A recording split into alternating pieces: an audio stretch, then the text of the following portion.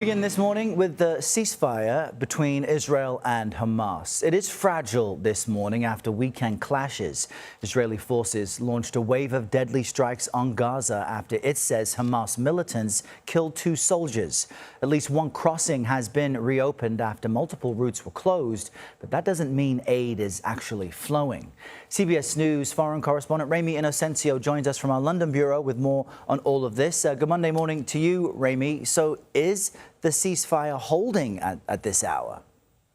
Errol, yes, good morning to you, too. Well, Gaza's skies are quiet and they are clear of those Israeli military jets and the bombs that we heard over the weekend. But on the ground, it is a different story. The IDF this morning said that its troops did open fire, not in one instance, but in 2 instances. This is in eastern Gaza City, on what it said were several terrorists who crossed that yellow line and then approached them. And this is that line that Israel's military agreed to pull back to in President Trump's 20-point peace plan that gives them roughly a little bit more than half control of the Strip. So we would again be seeing a test of whether this ceasefire can actually hold. There were no reports of anyone injured or killed in those incidents. But up until this point, Sunday night, both Israel and the United States said the ceasefire had resumed after that violence over the weekend. President Trump played down that attack by Hamas, saying that maybe the leadership isn't involved, and we understand that there are many, many cells that operate independently in the Strip.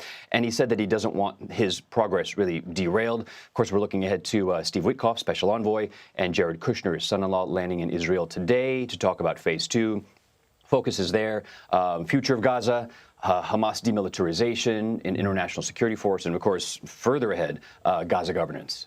And the ceasefire, Remy, was meant to create enough space so that aid could get to the people of Gaza. How much aid has actually been getting in? Well, in short, still hardly enough from what we're seeing here, Errol. Yesterday, Israel's military said that deliveries would restart on Monday. That is today, of course. And we're still waiting to see if that happens. It's about 2 p.m. local time in Israel right now. The AFP news agency says that Israel will not just reopen 1, but 2 crossings, in fact. One would be the Kerem Shalom crossing. We've been there before. This is in the far southeast of the Strip. The other would be in central Gaza, known as Kisafim. These are crossings from Israel into Gaza pretty much directly, which means Israel can monitor what goes in, basically so no weapons can go in, for example. But the UN's humanitarian chief, Tom Fletcher, we're seeing is in Gaza now. He's seeing that devastation, and he is saying that roads are being cleared, trucks being able to drive through to get aid that is still so urgently needed. All right, Ramy Inocencio with the latest. Ramy, thank you. And as Ramy just mentioned, President Trump's special envoy, Steve Witkoff, and the president's son-in-law, Jared Kushner, are expected in Israel today. The pair just sat down with 60 Minutes about how the Gaza ceasefire came together and their message to Israel moving forward, as well as its leader, Benjamin Netanyahu.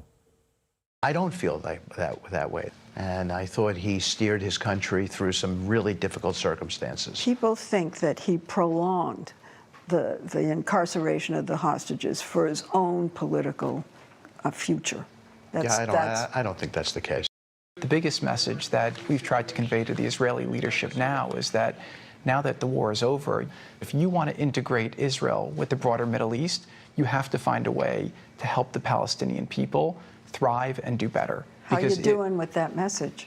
We're just getting started. And you can stream more of Leslie's interview with Steve Witkoff and Jared Kushner by looking for 60 Minutes on the CBS News app or on Paramount+.